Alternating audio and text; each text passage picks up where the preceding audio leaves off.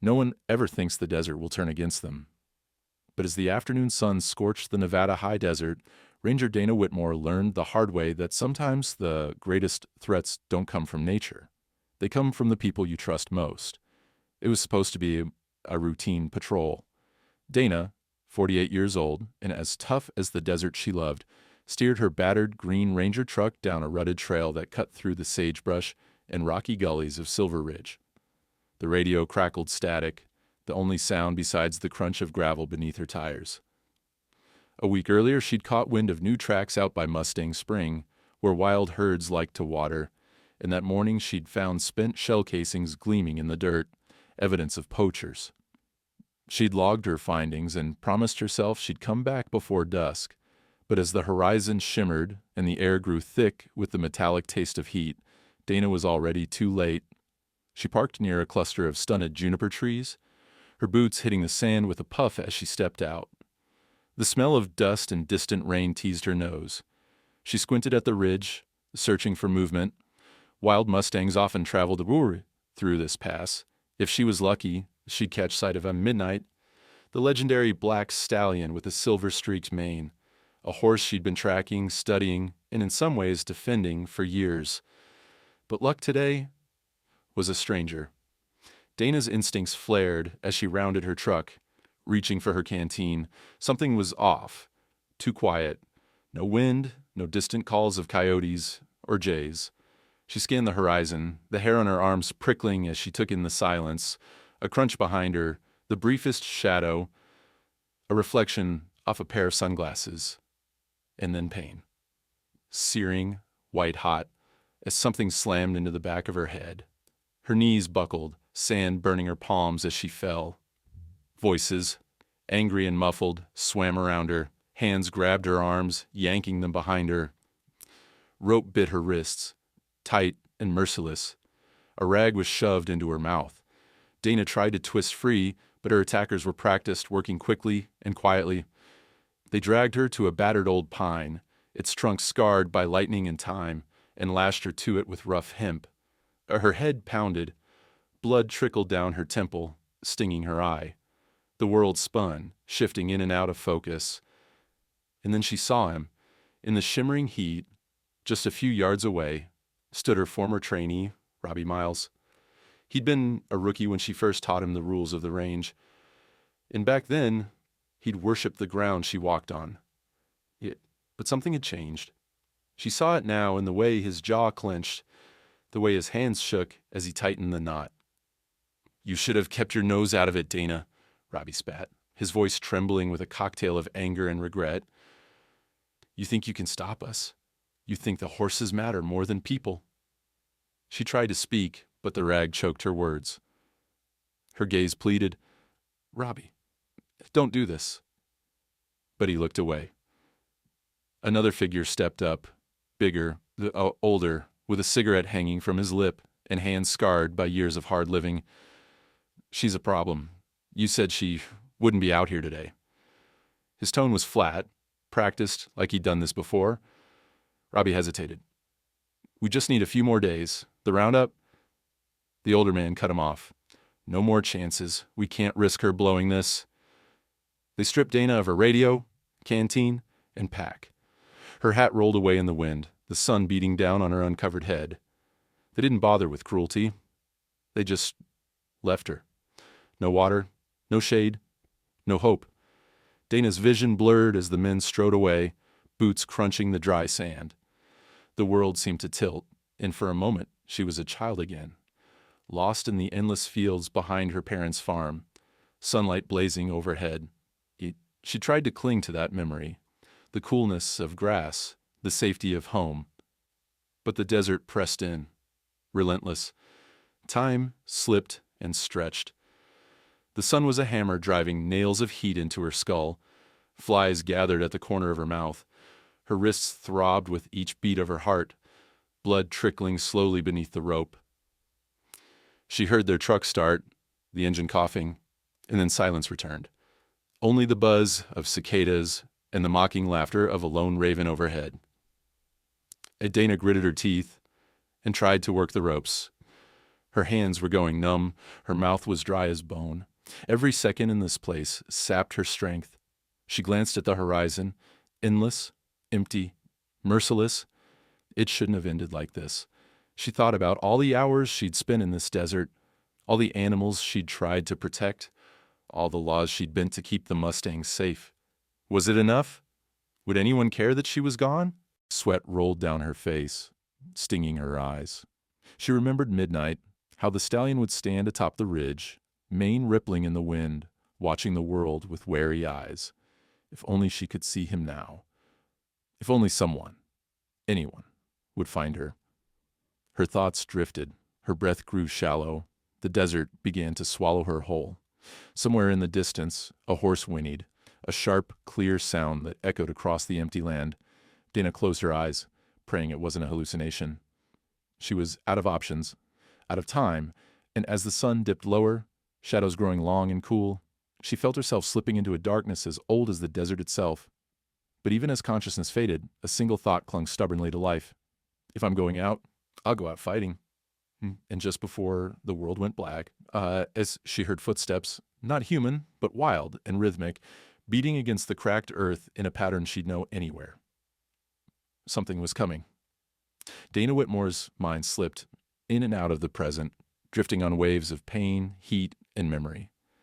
It was easier to let herself be carried backward, to times when the world felt a little more orderly, when her choices hadn't led her here, tied to a tree, baking under the Nevada sun, betrayed by the very people she'd tried to help. She remembered the moment she chose the desert over the lab, the freedom of open skies over the safety of academia.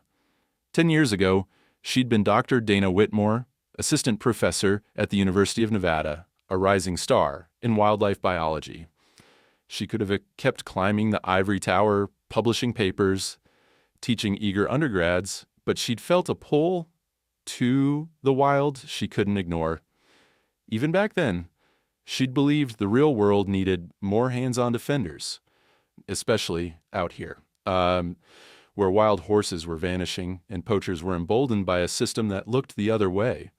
Her first summer on the range felt like another planet. She remembered sweating through field shirts and scraping her knees on rocks, learning how to read the land. The tracks of coyotes and mustangs in the dust, the way the air shifted before a storm. It was in those early months that she'd first laid eyes on Midnight, the young black stallion with the silver streak down his mane. Most mustangs kept their distance, but Midnight watched her from afar, eyes wary but unafraid, intelligence gleaming in his every movement. There was something different about that horse, Dana thought, even as she faded back to the present, the sun beating down, the rope biting her skin. He led with more than brute strength. He led with patience and an uncanny sense of when to push forward or pull his herd back. Other rangers dismissed her theories, but she'd seen the way the mares and foals clustered around him in times of danger, the way he outwitted would-be captors time and again. Her study of Midnight became an obsession. She installed motion-triggered cameras near springs and crossings, logged herd movements on a battered notepad, and began publishing her observations in local conservation journals. That's when the pushback started. A few ranchers tired of mustangs eating their grass left threatening notes on her windshield. Hunters grumbled that she was interfering with tradition.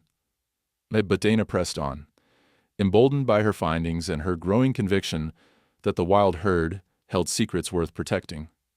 The turning point came during her third year in the field, when she stumbled across an illegal roundup just after dawn. A crew of hired hands, faces masked by bandanas, trucks idling, were funneling terrified mustangs into makeshift corrals, using helicopters to run them ragged. Dana confronted them head-on, snapping photos and calling for backup on her radio. Most of the wranglers scattered, but one, big, red-faced, quick with a sneer, stood his ground. "This ain't your fight, lady," he'd said, voice thick with contempt. "It is now," Dana shot back, leveling her camera. The aftermath of that standoff landed in the local news, and the Bureau of Land Management was forced to investigate. Several permits were revoked. Dana's reputation grew, and so did her list of enemies. Still, the victories were few and hard won. Each step forward seemed to draw a new line in the sand, new threats, new obstacles. She kept moving, kept working, driven by the wild beauty of the horses and her need to prove, if only to herself, that one person could make a difference. Then came Robbie Miles, and came Robbie.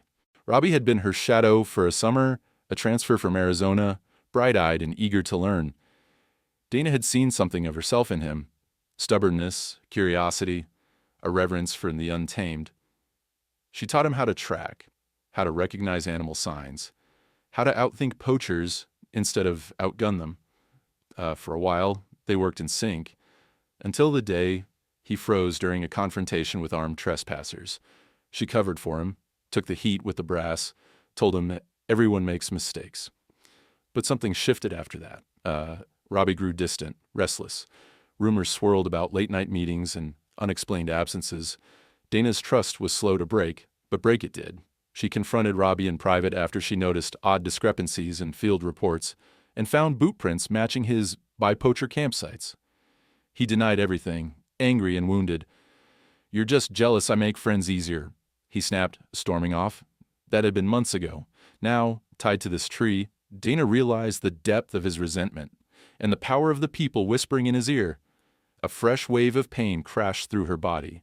The present slammed back into focus. Her throat burned for water. She tried to flex her numb fingers, only to have a hot stab of agony shoot up her arm. Gritting her teeth, she forced her mind elsewhere. She remembered a day when the world still felt right. A day when she tracked Midnight along the edge of a salt flat, watching as he guided his herd through a maze of cactus and dust devils. He'd paused on a ridge, silhouetted against the setting sun, turning his head as if to beckon her forward. It was the first time she'd felt the line between wild and human blur.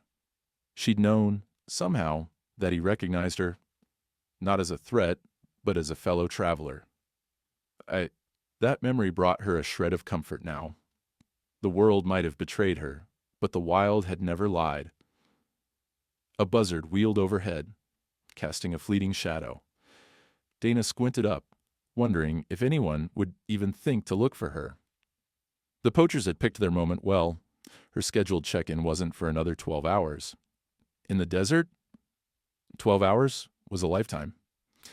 The sun crawled across the sky, the temperature swinging from blistering to bone-chilling in the lengthening shade.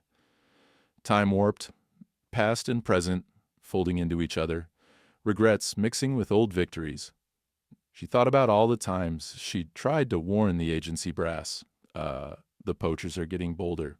Somebody on the inside is feeding them information. We can't protect the herds if we're not protecting our own. No one listened, not really. Her reports gathered dust, her warnings dismissed as paranoia. They called her passionate to her face, difficult behind her back. A gust of wind snapped her back, the taste of dust on her lips. Her mind began to drift again, flickering between old memories and half-formed prayers.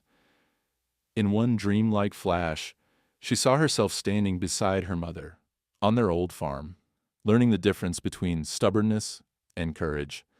Sometimes, her mother said, doing right by the wild means walking alone. Another gust, colder this time, rattled the branches above her. The light began to change. Dusk was coming. In the vastness of the Nevada high desert, she was just a speck. Forgotten, maybe. But not broken. She clung to the thought that somewhere out there, Midnight's herd still roamed free. And if anyone was watching, it was the wild, unpredictable, loyal, and full of old debts. Her eyes fluttered, fighting sleep as the darkness pressed in. The last thing she remembered before drifting under was the distant sound of hooves. Wild, insistent, and impossibly close. The desert didn't sleep. Even as dusk painted the sky in a bruise of purple and rust, heat clung to the sand, pressing down on Dana with an unrelenting hand. Time became a fractured thing, slipping sideways, stalling, stretching out like the shimmering highway she once drove as a child, chasing the sunset with her father's voice in her ear. Dana's throat burned, her tongue thick and dry behind cracked lips. Sweat had dried to a salty crust on her forehead, leaving her skin hot and tight. She tried to swallow, but it felt like swallowing needles. Somewhere beneath the haze of pain, she knew her body was shutting down. The scientist in her took quiet note. Accelerated dehydration, pulse thumping too fast, wrists swollen against the rope. Every inch of exposed skin was beginning to burn. It was the flies that tortured her first. Black dots crawling over her arms, her cheeks, her closed eyelids. She tried to shake them off, but her strength had ebbed away. Panic flared, sharp and wild. But Dana forced herself to breathe, to cling to the rhythm she'd learned from years spent tracking mustangs. In, out, listen, wait. The sun slipped lower, yet the heat never broke. Instead, a fresh wave rolled through her, feverish and dizzying. Dana squeezed her eyes shut, shadows danced along the edge of her vision, twisting into old memories and half-remembered fears. She saw herself in her college office, holding a letter that promised a future in research, a climate-controlled world of data and funding. She heard the phone ring, her mother's voice shaky with pride. She tasted the bitter coffee she'd left unfinished as she walked out for the last time. Every choice had led her here, to this lonely spot on the edge of nothing, where the wild was both her enemy and her last hope. A low, circling shadow snapped her back. Buzzards? 3 of them now, wheeling in lazy circles, their patience as endless as the desert. Dana stared up, defiant. Not today, she whispered, voice little more than a thought. Time skipped again. Dana's mind floated in and out, drifting from the present to memory. The ground seemed to tilt beneath her. She felt the vibration of footsteps. At first, only the echo of her racing pulse, then something more, something real. Hooves drumming on hard-packed earth, their rhythm neither hurried nor afraid. She forced her eyes open. For a moment, the world sharpened.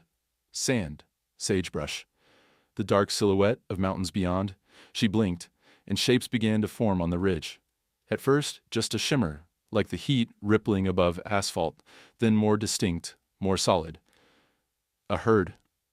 Mustangs. Dana's heart thudded. She squinted, desperate to tell reality from hallucination. The shapes resolved. Horses.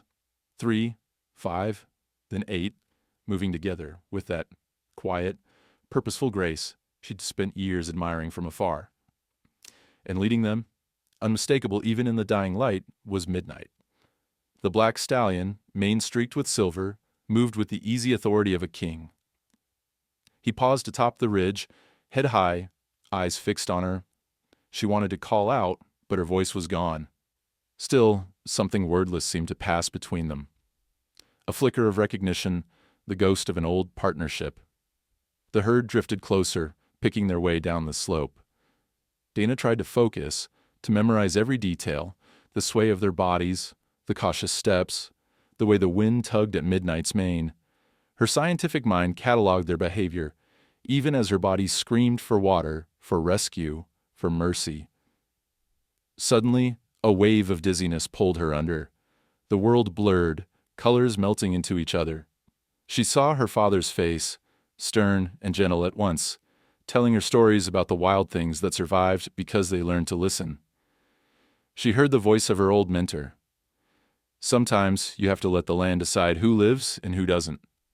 Pain lanced through her wrists as she tried to shift. The rope cut deeper. She gasped, and a tear slipped down her cheek. Not from fear, but from the shame of helplessness.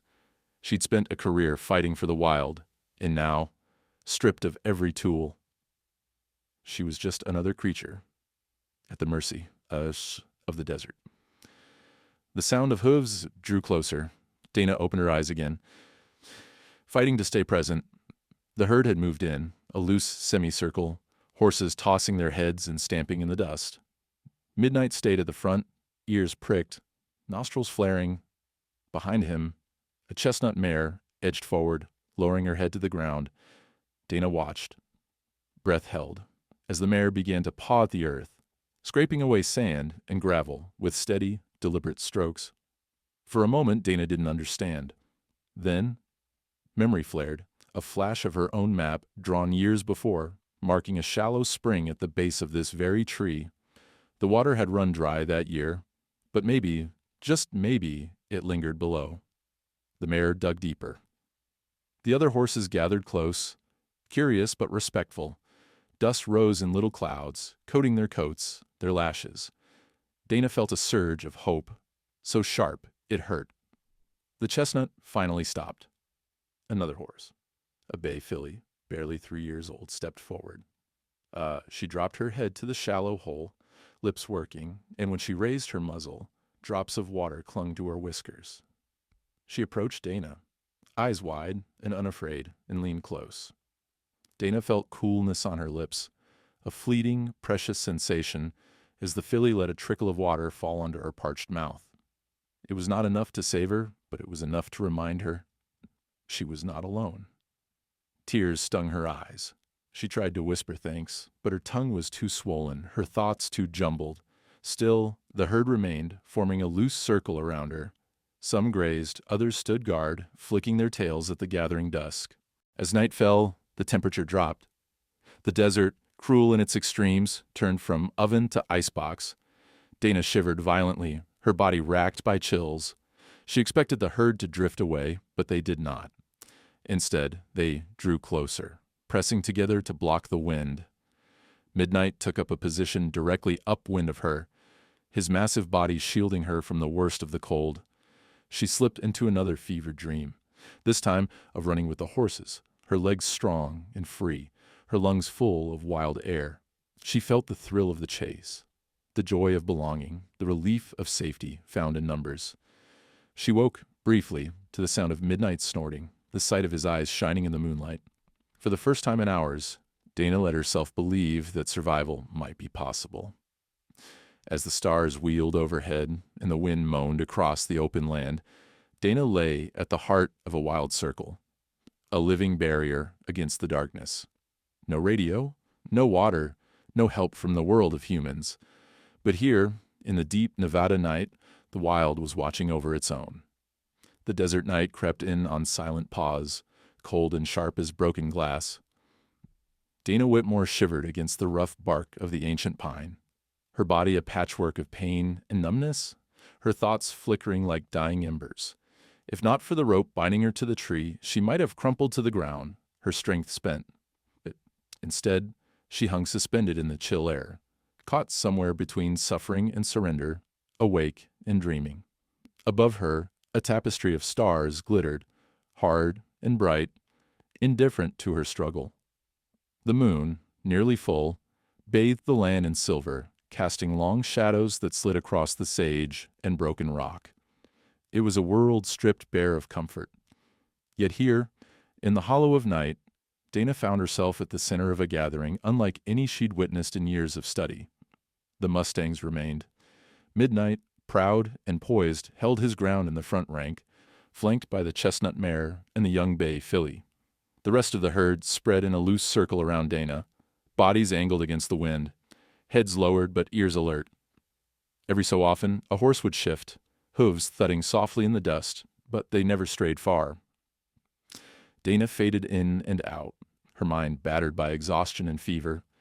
At times, she thought she heard voices. Her mother's gentle encouragement, the rough banter of old field partners, the cold accusations of agency brass. She tried to focus on the here and now, but the line between memory and reality blurred, the past and present overlapping in strange, dreamlike patterns. In one lucid moment, she recalled the legend told by local Paiute elders, the story of the Watchers of the Ridge, wild horses said to guard the lost and guide the worthy. She'd always dismissed it as folklore, the kind of tale spun around campfires to comfort or scare. Now, as Midnight's breath steamed in the cold and the herd closed ranks, she wondered if there was more truth in myth than she'd ever admitted. A sudden gust rattled the branches overhead, sending a rain of brittle needles onto her shoulders. The chill bit deeper, finding every exposed patch of skin. Dana's jaw clenched to keep her teeth from chattering. She shifted her weight, winced as the rope scraped her wrist raw, and blinked up at Midnight. The stallion stood motionless, eyes luminous in the moonlight, his nostrils flaring as he scented the air. He took a step closer, and then another, until his massive body blocked out the stars. For a heartbeat, Dana was sure he would bolt, that some ancient instinct would send the herd fleeing from her helplessness. Instead, Midnight lowered his head, his breath warm and grassy as it fanned across her face. He exhaled slow and steady, a gesture that felt almost deliberate, almost comforting. Dana closed her eyes, letting the sensation anchor her to the world. When she opened them again, she saw the chestnut mare pawing at the earth, scraping a deeper channel in the sandy soil. The young bay filly hovered nearby, her ears flicking in constant motion. Other horses, curious but respectful, circled in and out, their movements orchestrated with silent communication she could only guess at. It struck Dana, even in her weakened state, how different this was from every encounter she'd observed before. The herd wasn't just tolerating her presence, they were protecting her, forming a living shield against the elements and the unknown. Their bodies blocked the worst of the wind. Their hooves stamped out the chill where it crept along the ground, their vigilance never faltering. She remembered her old notebook, pages filled with observations of a mustang behavior, complex hierarchies, tight familial bonds, signs of mourning and celebration. But this was new, unstudied. She wondered dimly what her colleagues would say if they could see her now. A ranger in distress, cradled by the very wild she'd sworn to defend. Dana's mind wandered. She drifted back to the day she first saw Midnight as a yearling, shadowing his mother on a windswept plateau. She'd watched him defy an older stallion, not with brute force, but with clever feints and calculated risk. Even then, he'd seemed set apart, an animal driven by something more than survival, more than instinct. A soft nicker broke her reverie. The young bay pressed closer, nuzzling the shallow spring the chestnut had revealed. And she lapped up a mouthful of water and then turned to Dana and gently dripped it over her cracked lips. Dana opened her mouth, letting the coolness soothe the ache, her gratitude so fierce it brought tears. One by one, the other horses followed. A dun gelding with a crooked blaze licked her cheek. A gray mare stood watch at the edge of the circle, scanning the darkness for threats. Even the smallest foal, still spindly and awkward, crept close, sniffed Dana's boot, and lingered until shooed away by its dam. As the hours dragged on, Dana's shivering eased, her breathing slowed. The herd settled into a rhythm, standing, shifting, nuzzling each other, always alert. Occasionally, one would drift to the spring, sip, then return to the circle. A new sensation began to stir in Dana, a faint, unfamiliar hope. She tried to marshal her strength, to loosen the rope binding her wrists, but her muscles had turned to jelly. She thought about calling out, but the words stuck in her throat. Instead, she surrendered to the protection of the herd. She let her gaze wander across their shapes, Midnight's noble profile, the chestnut's gentle persistence, the bay filly's bravery. She memorized their movements, the subtle flicks of ears and swishes of tail, the way they worked together without command. Midnight stepped in closer still. He stood sentinel, the silver in his mane glowing under the moon. When Dana's head drooped, he nudged her upright, gentle, insistent, refusing to let her slip away. In that moment, Dana knew she owed her life, not to luck, not to human rescue, but to the wild itself. In the small hours, as the desert shifted from black to deep indigo, Dana finally slipped into a true sleep. Her dreams were wild, filled with pounding hooves, open plains, a sense of belonging that transcended words. For the first time since the attack, she felt less like prey and more like a member of a larger, mysterious tribe. The herd kept their silent vigil until the first blush of dawn touched the sky, painting the world in hope. Dawn broke with a soft hush, the horizon bleeding pink and gold across the harsh Nevada sky. Dana's head lolled forward against the trunk, her lips crusted with dried saliva, her thoughts still swirling somewhere between dream and delirium. The night's cold had numbed her, but now the first rays of sunlight began to thaw her skin, waking pain in every joint. She blinked, trying to orient herself, as a shiver of movement rippled through the Mustang herd. The animals had stayed with her through the darkness. She could see their breath hanging in the chilly air, their coats flecked with dust and dew. Midnight stood just a stride away, as if anchoring her to the world of the living. His eyes caught the light, bright and wild, unblinking. As the sky lightened, something changed within the herd. Midnight raised his head high, ears flicking forward, then back. Dana watched, barely able to focus, as the stallion nudged the chestnut mare and the young bay filly. 3 horses, as if cued by some invisible command, separated themselves from the group. Midnight stepped forward, touching his nose to Dana's cheek. The gesture, soft, deliberate, felt almost like a promise. He snorted, stamped once, and then turned away, leading the 2 others down the trail toward the east. Dana's gaze followed them until the blur of their bodies vanished beyond a stand of juniper. She wondered if she was dreaming. But the rest of the herd remained, holding their ground. One of the mares moved to take Midnight's place, positioning herself so Dana was never left exposed. The 3 mustangs galloped over rocky ground, their hoofbeats fading, but not lost to the wind. In the hush of the morning, the sound carried a strange, determined thunder rolling toward the ranger station 10 miles away. Underscore, underscore, underscore, underscore, underscore, underscore, underscore, underscore, underscore, underscore, underscore, underscore, underscore, underscore, underscore, underscore. The ranger station was always quiet this early, just the hum of fluorescent lights and the distant caw of crows. Inside, 2 rangers sipped stale coffee, half listening to the weather radio. Deputy Ranger Lucas Garvey was the first to hear the sound, distant but growing, a staccato of hoofbeats on the hardpan outside. He set his mug down, squinting through the dust-fogged window. "You hear that?" he asked his partner, Jesse Carter. Jesse frowned. "Probably a loose cow." Lucas shook his head. "Nah, listen." The hoofbeats came closer, echoing off the concrete porch, until suddenly 3 mustangs skidded to a stop right outside the station door. Dust billowed around them. The rangers stared, momentarily stunned. "Those are wild horses," Jesse said, voice low, as if speaking might scare them away. But the horses didn't bolt. Midnight, recognizable even to those who'd only seen him in Dana's photos, stood squarely before the door, tossing his head, pawing at the ground.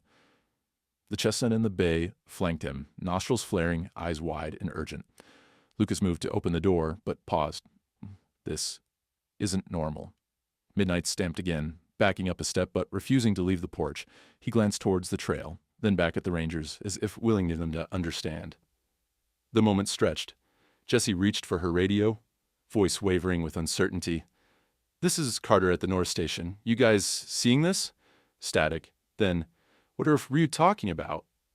"We got 3 mustangs. Midnight's one of them. On our porch. Won't leave. I think they want us to follow."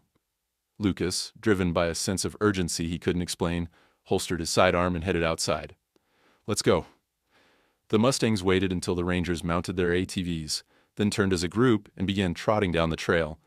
They kept just ahead of the vehicles, glancing back frequently, never letting the rangers fall behind. "What the hell is going on?" Jesse muttered. "Knuckles white on the handlebars?" Lucas shook his head. "I don't know, but I know Dana's missing check-in." They picked up speed, following the mustangs into the rising light. Underscore, underscore, underscore, underscore, underscore, underscore, underscore, underscore, underscore, underscore, underscore, underscore, underscore, underscore, underscore, underscore. Dana fought to keep her eyes open, drifting in and out of lucidity. The herd's circle held strong, shielding her from the worst of the morning glare, but she could sense an urgency in their movements. Ears flicked toward the trail, heads lifting to catch distant sounds. At one point, the young bay whinnied, a high, clear note, then trotted off to join the rest of the rescue party. Minutes or hours passed. Time lost meaning. Dana's mind was a blur of fever, hope, and confusion. She heard something new, the high whine of engines, growing louder by the second, and the deeper, steadier thunder of hooves. The mustangs parted, forming a living aisle between Dana and the trail. For one trembling moment, Dana feared poachers had returned. But then she caught a flash of olive green uniform, the glint of a silver badge. Relief hit her like a wave, too strong to hold back the tears.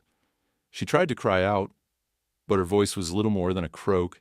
The ATVs screeched to a halt. Jessie jumped off first, her face blanching as she took in the scene.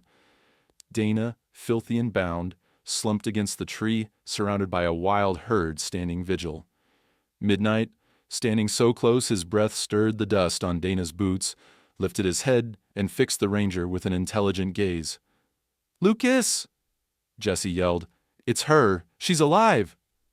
Lucas sprinted over, cutting the ropes with his knife, hands shaking. "Dana, can you hear me? Dana, stay with us." As Dana sagged into his arms, Midnight stepped back, tossing his mane. He didn't bolt, didn't show fear. He watched, chest heaving, as if making sure the job was done. Jessie fumbled for her radio. "We've got her. Send medics now. Repeat, Dana Whitmore is alive. Send medics." Lucas pressed a canteen to Dana's lips. Water spilled, cool and sweet, flooding her parched mouth. She gulped, then coughed, tears leaking down her dirty face. Jessie looked at the herd, awe and confusion mingling in her expression. Did they really lead us here?" Lucas shook his head, eyes wide. "I wouldn't believe it if I hadn't seen it." The mustangs stood their ground, calm and solemn.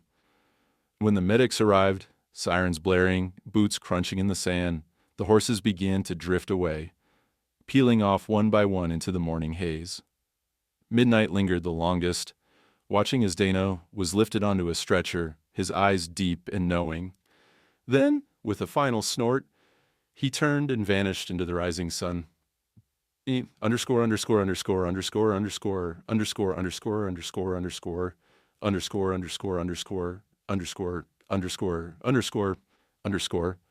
As Dana was loaded into the ambulance, voices swirled around her, questions, orders, radio crackle. Through the blur, she heard Jessie's voice. "That stallion, he wouldn't leave until we got to her. I swear, he knew exactly what he was doing." Lucas just shook his head. "I think we're all going to have to rethink what we know about wild horses." Dana smiled weakly, her lips cracked, but her spirit blazing with gratitude. In her mind's eye, she saw Midnight, mane silver in the dawn, leading his herd home, heroes of the high desert, forever wild, forever mysterious. She closed her eyes, letting the siren song carry her toward safety, and made a silent promise. She would make sure the world knew what happened out here. She owed it to the mustangs and to the wild.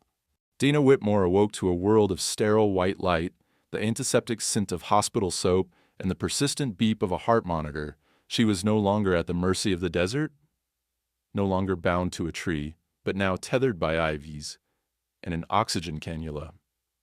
Her body bruised but alive. Sunlight filtered through a slatted window, turning the room gold, and for a moment Dana just lay still, letting the safety of this new reality sink in. But as she stirred, aches blossomed across her shoulders, ribs, and wrists. The desert had marked her, inside and out. She looked down at her bandaged hands, angry red welts encircling her wrists, and for a split second panic flickered.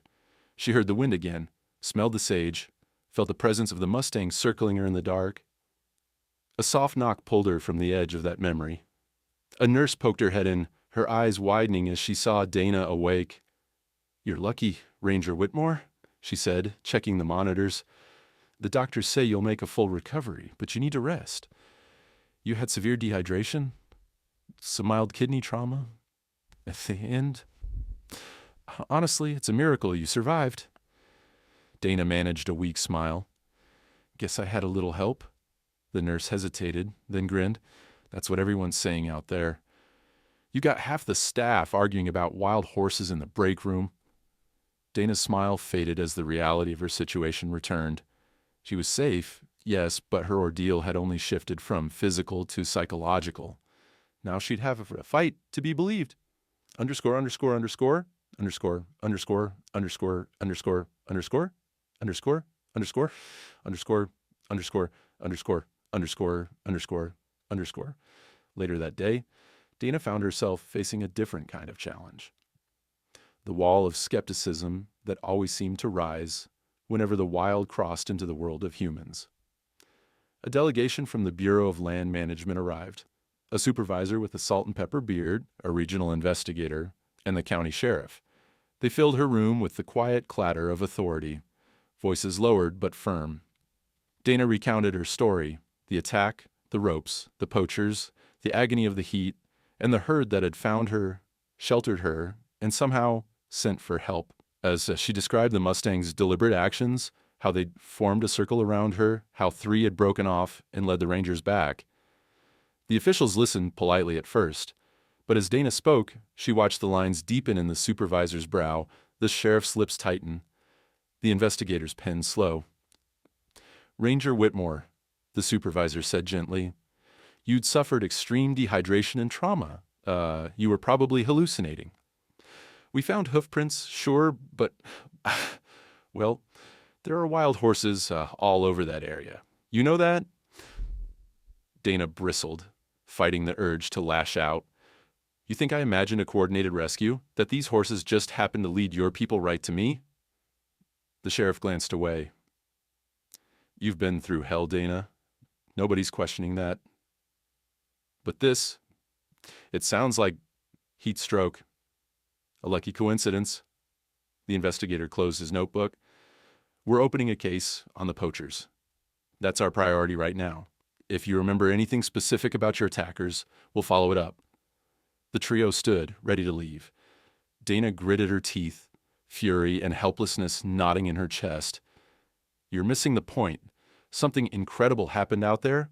Those mustangs, Midnight's herd, they saved my life. Don't sweep that under the rug." The supervisor paused, offering a tight smile. "Get some rest, Ranger." They filed out, leaving Dana alone with her anger and a sense of déjà vu. The same bureaucratic doubt that had shadowed her career every time she tried to prove the wild was smarter, more empathetic, more aware than the world wanted to believe. Underscore, underscore, underscore, underscore, underscore, underscore, underscore, underscore, underscore, underscore, underscore, underscore, underscore, underscore, underscore, underscore. It was late afternoon when a soft knock sounded again. And this time, it was Lucas and Jesse, the rangers who'd found her. They brought coffee and a battered notebook from her field truck, placing it gently on her bedside table. Lucas was first to break the silence. "Everyone keeps saying it's a miracle you're alive. But I don't think it's a miracle. I think it's a message." Jessie nodded, her eyes shining with emotion she barely tried to hide. "I've never seen anything like what happened out there, Dana. Midnight and those mustangs, there was nothing random about it. They waited for us, led us straight to you, and when we got there, they didn't bolt. They stood their ground, like they were making sure we did the right thing." Dana's throat tightened. After hours of doubt, it felt like someone had finally handed her an anchor. "You believe me?" Lucas nodded, fierce. "Damn right I do. And I'm not the only one. We got dashcam footage. Jessie's got some video on her phone. Even the medics were talking about how the mustangs wouldn't leave until you were safe." Dana let out a breath she hadn't realized she'd been holding. "Thank you. I was starting to think I was the only one who saw what really happened." Lucas grinned. "Well, you always did say that the wild could teach us more than we teach it." Jessie squeezed her hand, careful of the bandages. "You're not alone, Dana. Not anymore." For the first time since waking, Dana felt the anger begin to melt, replaced by something like hope. Maybe she'd spent her career pushing against a wall that was finally starting to crack. Underscore, underscore, underscore, underscore, underscore, underscore, underscore, underscore, underscore, underscore, underscore, underscore, underscore, underscore, underscore, underscore. By evening, the hospital room was filled with cards, flowers, and a small parade of visitors. Some official, some just curious. A few local reporters lingered in the hallway, pressing for an interview about the wild Mustang rescue. But Dana, exhausted, turned them away. The story wasn't ready to be told in sound bites.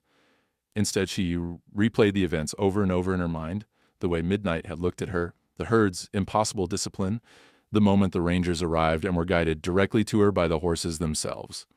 Every detail, every shiver of instinct, now seemed more significant, more purposeful. As the sun set and the world outside faded to purple, Dana made herself a promise. She would not let this become just another miracle, to be dismissed, another curiosity for the rumor mill. She owed it to the mustangs, and to everyone who still believed the wild had secrets worth discovering. In the hush of the hospital night, she scribbled a few words in her notebook, the beginning of something bigger. Not a miracle, a message. The wild is watching, and sometimes it chooses to speak.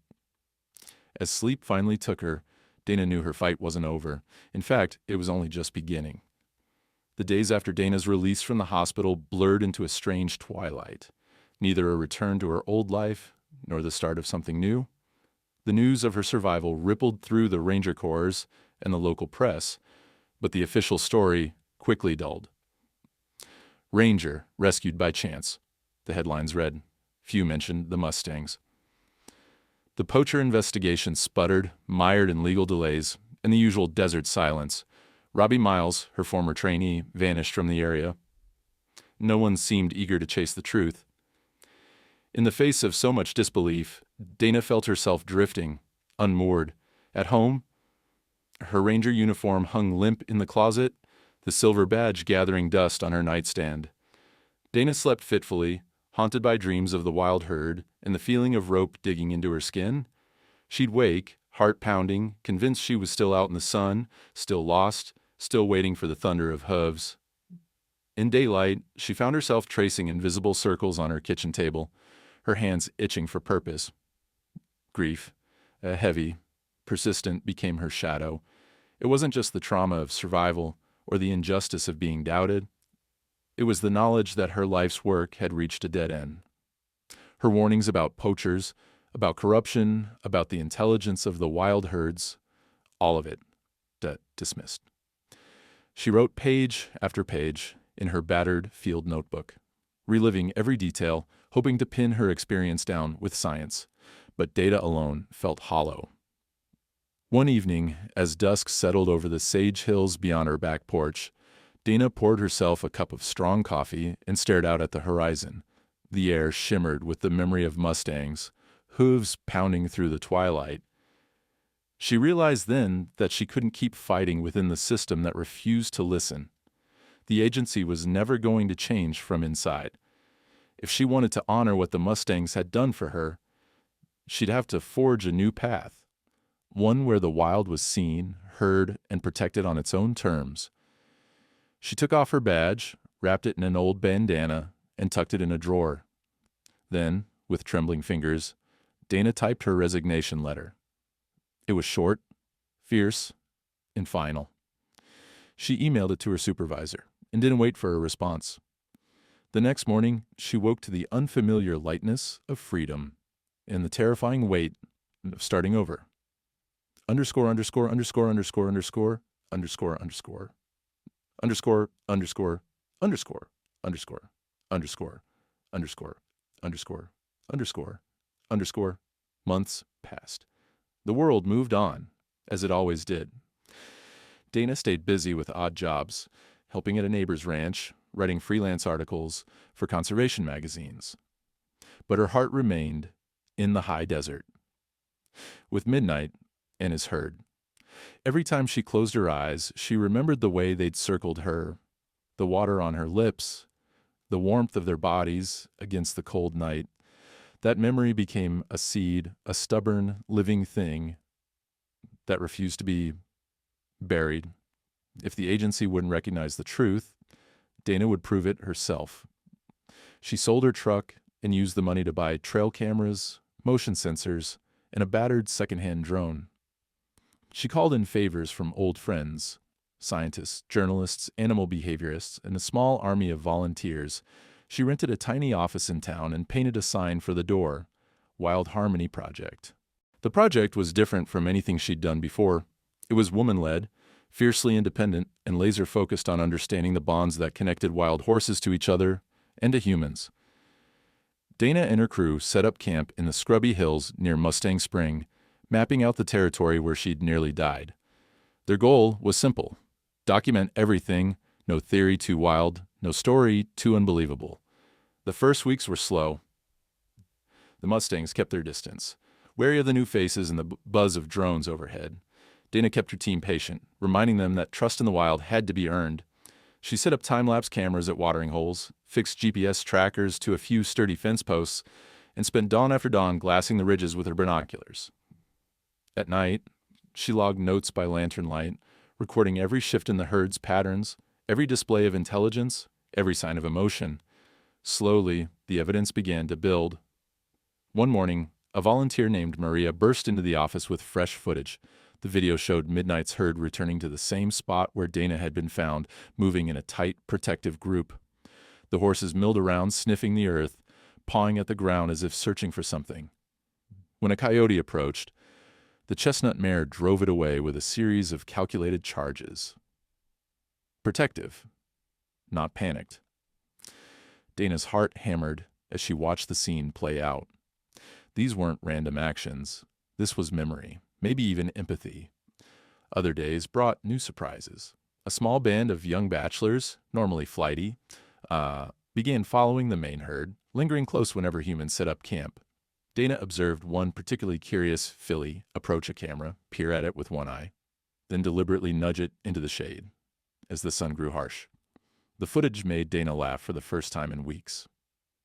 But it wasn't just the Mustangs' interactions with humans that fascinated her. She's witnessed moments of care within the herd that defied old stereotypes. When an elder mare came up lame, the others slowed their pace, surrounding her at night to ward off predators. When a foal tumbled down a steep embankment, two stallions took turns nudging it gently up the slope, staying until it found its footing. The Wild Harmony Project's data grew. Photos, videos, and handwritten logs capturing the richness of herd life. Dana recruited young interns, ran workshops at local schools, and spoke at town halls. "These horses remember us," she told anyone who would listen. "They care for each other. And sometimes for us. There's more going on out there than we've ever admitted." Her work drew skepticism, but also growing attention. A few scientists reached out, curious about her methods. Local ranchers, once hostile, started dropping by with their own stories of Mustangs intervening to protect livestock or warn of wildfires. Something was changing, a slow shift, like the turning of a season. But for Dana, the greatest reward was in the daily, unglamorous grind, tracking hoofprints through muddy creek beds, setting up new cameras, reviewing hours of footage with a mug of black coffee. Every day brought her closer to understanding the deep, mysterious intelligence of the wild herd that had once saved her life. Grief faded into something brighter. In the Mustang's survival, Dana found her own. Their story became her mission, and their wildness, once her heartbreak, became her hope. It wasn't a single moment that changed everything. It was the steady drumbeat of new evidence, small miracles stacked one upon another, until the Wild Harmony Project's walls were lined with maps, photos, and grainy drone videos that challenged everything the world thought it knew about wild Mustangs. The summer brought relentless heat, dust storms, and more hours of sweat and frustration than Dana Whitmore cared to count. Yet, she thrived on the hard work, finding purpose in the daily rhythm of observation, data collection, and long evenings cataloging footage with her team. One July morning, Maria burst into the cramped office clutching a battered tablet. "You have to see this," she said, eyes wide with excitement. The footage came from one of their oldest drones, barely holding together after a rough windstorm. It showed a mare, pale gray, almost silver, defending a wounded foal on the open plain. The foal had been injured, likely by a mountain lion, and was unable to walk. For 3 days and nights, the drone caught the same scene. The mare circling her baby, driving off coyotes and vultures, refusing to leave even as the rest of the herd moved on, and the Nevada sun turned the land to fire. On the third night, and Midnight's herd returned, the stallion led the other horses into a tight ring, and together they sheltered the foal and its mother, taking shifts standing watch, while the foal slowly regained its footing. It was a display of cooperation and sacrifice that couldn't be explained by simple instinct. The video went viral after Dana released a carefully edited clip online. "Empathy on the range?" asked one news outlet. "Mash. Mother of the Year," joked another. But in the comments, people began to ask harder questions. How much do we really know about wild animals? What else have we missed? The attention was a double-edged sword. While social media buzzed with awe and curiosity, skeptics sharpened their knives. Old-school biologists claimed the videos were cherry-picked, that Dana's team was reading too much into normal herd behavior. Anthropomorphism, they sniffed on a national radio show. Wishful thinking at best. Dana didn't waste her breath on arguments. She kept working, kept gathering evidence. She didn't need to convince everyone, just enough people to force a closer look. Then another miracle arrived. This one in the form of a desperate hiker. It was late August when the call came in. A young man from Reno had gone missing while hiking solo. Last seen near the same ridges where Dana had been left for dead. Search and rescue teams scoured the area, but the terrain was vast and cruel, with canyons that swallowed sound and heat that killed in hours. On the third day, a pair of Wild Harmony Project interns monitoring drone feeds saw something strange. Midnight's herd clustered near a narrow arroyo, refusing to leave. The horses milled along the rim, whinnying and stamping. At first, the interns thought it was a predator, but when Dana reviewed the footage, her heart raced. She recognized the urgency, the same agitation she'd seen before her own rescue. She called the search coordinator, her voice tight with conviction. "I know it sounds crazy, but you need to check that ravine. The mustangs are trying to tell us something." Skepticism crackled over the line, but Dana's reputation was growing. Within hours, a team rappelled down the ravine, and there they found the missing hiker, dehydrated, sunburned, and barely conscious, but alive. The rescue made headlines, and this time, the Mustang's role couldn't be denied. Local news crews swarmed the Wild Harmony Project's field site. Dana faced the cameras with a tired but steady voice. "Sometimes the wild sees us better than we see ourselves," she said. "These horses aren't just survivors. They're guardians." Reporters asked about patterns. How often did horses return to old campsites or gather near humans in distress? Dana shared her data, careful to distinguish facts from hope. But her message was clear. We're only beginning to understand what's possible. Her research grew more rigorous. She partnered with animal cognition experts, tagging select herd members with GPS collars and fitting cameras on high points along well-traveled Mustang trails. Patterns emerged.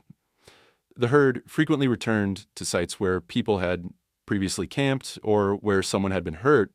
They showed signs of problem solving, blocking access to injured members, forming protective rings at the approach of strangers, and even manipulating objects to create shade or water access.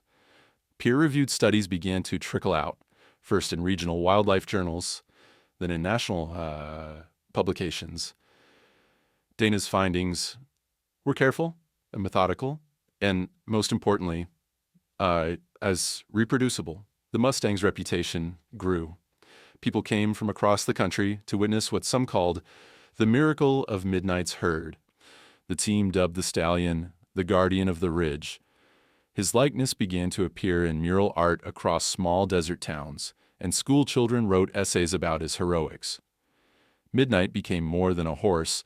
He became a symbol of the wild's resilience and intelligence. Not everyone was pleased.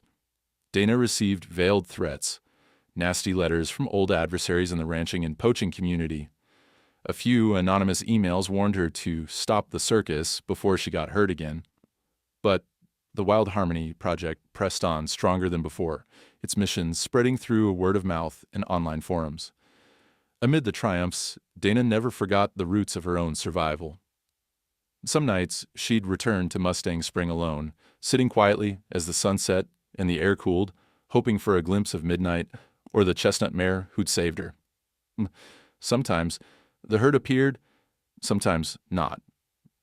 But every time she felt the same electric hum, the sense that the wild was watching, remembering, choosing. As summer gave way to autumn, Dana stood at the edge of her camp and looked out over the land. The mustangs moved like ghosts through the sage, always just out of reach. She smiled, knowing she'd never truly unravel all their mysteries. But now the world was watching too, and that, finally, was enough. The desert had always felt like a world apart, but as autumn deepened and the air turned sharp, Dana found herself swept into the current of something much bigger than herself or her herd. The Wild Harmony Project's videos and research had gone further than she ever dreamed. Calls came daily from journalists, school groups, and wildlife experts wanting to visit the Nevada range and see the mustangs for themselves. For every skeptic, there were a dozen supporters, ordinary people inspired by the stories of empathy and courage coming out of Silver Ridge. But the newfound attention brought new pressures too. The old threats of illegal roundups hadn't gone away. Aerial captures, men in helicopters chasing terrified herds into wire traps, continued across 3 western states, justified as population management. Dana knew the truth. These brutal methods broke apart families, injured animals, and left the wild more silent every year. Her inbox filled with fresh reports of midnight helicopters, missing foals, and wounded mares. In early November, a call came from Washington, D.C.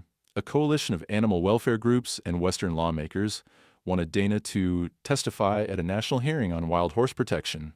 The invitation felt surreal. Her work, once dismissed as fantasy, was suddenly at the center of public debate.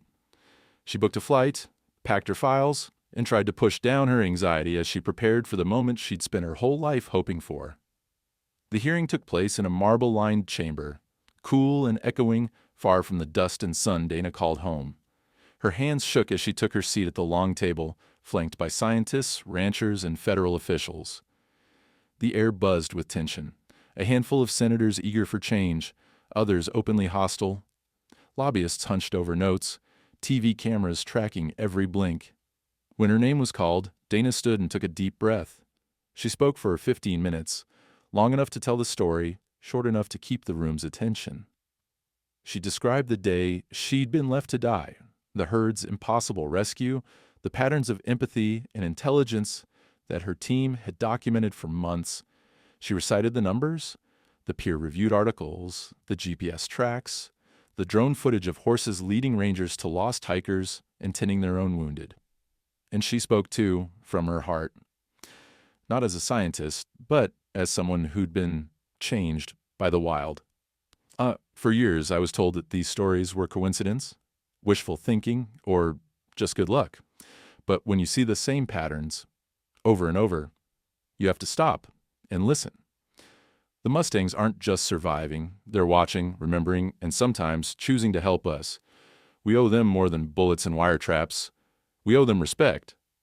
A hush settled over the chamber. Questions followed, some probing, some skeptical, some quietly supportive. Ranchers raised concerns about overpopulation, citing old scars between horse advocates and the grazing industry, but Dana answered each with data and empathy, never losing sight of the moment's importance. When her testimony finished, a staffer rolled in a projection screen.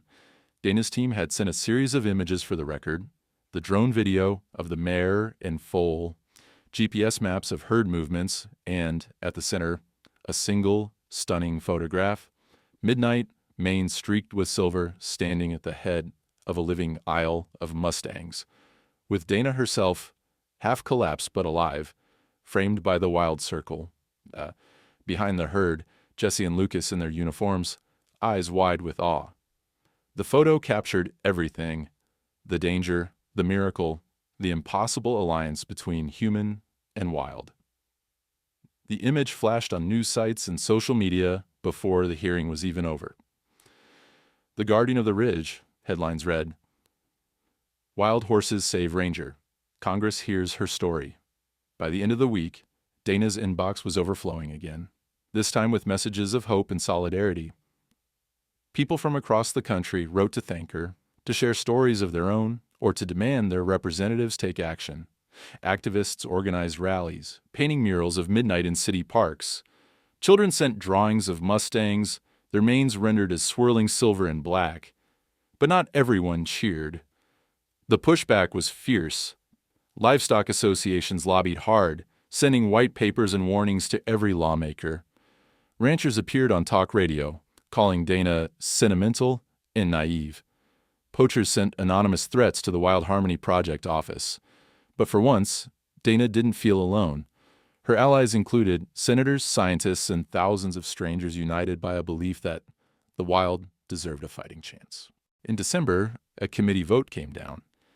The new law would ban aerial roundups across Nevada, Utah, and Wyoming. The language was tough, loophole-free, the result of months of backroom negotiation and public outcry.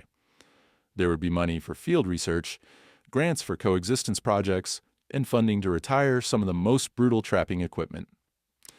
The night the bill passed, Dana watched coverage on an old TV in her trailer. When the news anchor said Midnight's name and showed the photo, Dana felt her throat close with emotion. She stepped outside into the chill, looked up at the stars, and let herself breathe. She thought of every cold morning, every silent loss, every wild heartbeat she'd ever followed across the Nevada plain. The next day, the photo of Midnight and the rescue became an icon. It appeared on banners at wildlife marches in D.C., on the cover of National Geographic, and as a mural in her hometown's public library. The Mustang's story, once whispered, now undeniable, had become a part of America's conscience. Dana knew it was only a beginning. Laws could be repealed, memories could fade. But a door had opened, and the wild had spoken. She promised herself she would keep fighting, not just for the Mustangs, but for every voice on the edge of being silenced. That night, her phone buzzed with a message from Jesse. "Look what you did, boss. The wild is watching, and so is the whole world." Dana smiled, her hope fierce and clear. The fight was far from over. But for the first time, she knew the wild wasn't fighting alone. Years slipped by, measured not in days or seasons, but in cycles of return. The Mustang silhouettes against sunset, the calls of ravens over empty canyons, and the laughter of children in a world that was learning, slowly, to listen. The law Dana had helped pass had already survived its first challenges. The Wild Harmony Project grew, thriving under new leadership. With Dana, now its most stubborn and celebrated elder, still field-hardened, still restless, but finally at peace with the rhythm of what she'd started. Each spring, she returned to Silver Ridge. There was always work to do, updating camera traps, giving interviews, and mentoring new researchers drawn by the promise of the wild. But on this particular day, crisp with the scent of rain and sage, she found herself with a group of fourth graders, eager eyes peeking over the tops of water bottles and sun hats. They'd come on a school field trip, wide-eyed at the notion of wild horses living free on the same earth as soccer games and video calls. Dana knelt in the dust with them, answering questions about drone cameras and tracking collars, explaining the names and personalities of horses as if she were introducing friends. "Do they remember you?" asked a shy girl, freckles dotted across her nose. "Do wild horses ever forgive?" Dana smiled. "Forgiveness is their way, I think. You're remembering, too. Horses never really forget. People sometimes do, but the wild keeps track of everything that matters." They hiked to the edge of Mustang Spring, the children quieting as Dana held up a hand, signaling for silence. On the ridge, a cluster of mustangs grazed, gray, bay, and chestnut, heads swinging with the easy confidence of animals that know they belong. A hush fell over the group, the kind that only comes in the presence of something truly free. Dana let the kids watch, encouraging them to use their binoculars and whisper what they saw. Two colts tumbled, a lead mare drove off a nosy coyote. A pair of bachelors chased each other in tight circles. Dana answered every question, always steering them back to one central lesson. We're guests out here. The wild lets us stay, if we're respectful. She turned, thinking about the first time she'd seen Midnight, how impossibly young she'd felt, and how much the world had changed since then. Her eyes stung, not just with nostalgia, but with gratitude. The day stretched lazily, clouds drifting in from the west. When the kids sat down for lunch beneath the old pine, where Dana had once been tied, she noticed something stirring on the horizon. A black stallion with a mane streaked silver, proud but slow, flanked by 2 mares and a younger colt. Even from a distance, she knew it was him. She stood, heart pounding, and beckoned the children to stand beside her. Together, they watched as midnight approached, older now, but still unmistakable, every stride filled with dignity. He stopped a few yards away, head held high, nostrils testing the wind. Dana and the horse locked eyes. There was no need for words. Their story was written in every footstep, every scar, every saved life. For a moment, the world fell silent. A boy in the group tugged on her sleeve, whispering, "Is that the horse who saved you?" Dana knelt, the years folding up inside her like a map. She drew the boy close, smiled at the group, and said softly, "No, that's the horse who remembered me when the world forgot." The children fell quiet, sensing the gravity in her words. In that stillness, Midnight tossed his head, then moved away, leading his herd into the blue shadows at the base of the ridge. The moment felt holy, an unspoken contract between past and future, wild and human. As the sun dipped lower, painting the desert in bronze, Dana gathered the group for one last lesson. She spoke not just as a scientist, but as a survivor, as someone who'd been changed by the wild. We like to think we know everything, how the world works, what animals feel, who deserves to be saved. But sometimes the wild teaches us something science can't quite measure. Some rescues don't come from people. Some debts can never be repaid. And sometimes kindness leaves a mark that lasts longer than memory. She let her words hang in the air, watched them settle in the bright eyes of her students. So the next time you see a wild horse or a raven or even a rattlesnake out here, remember, they're watching us too. They remember what we do. Maybe in the end, that's the real story. The buses came. The kids hugged her, chattering about horses and courage and legends that just might be true. Dana stood at the edge of the clearing, watching as dust rose in the golden hour and the sound of laughter faded down the dirt road. Later, as twilight spread across Silver Ridge, Dana sat alone by the spring, tracing the lines of hoofprints in the dust. Somewhere in the growing dark, Midnight's herd moved. Safe, strong, forever free. And Dana, scarred, grateful, a little wild herself, closed her eyes, breathing in the smell of sage and sun-warmed stone, and whispered her thanks to the silent watchers of the desert. Some rescues don't come from humans. Some instincts run deeper than science can measure. And the wild isn't as wild as we think. Like if you believe animals know more than we think. Share if you believe kindness leaves a trace. Subscribe for more stories that prove the wild is watching.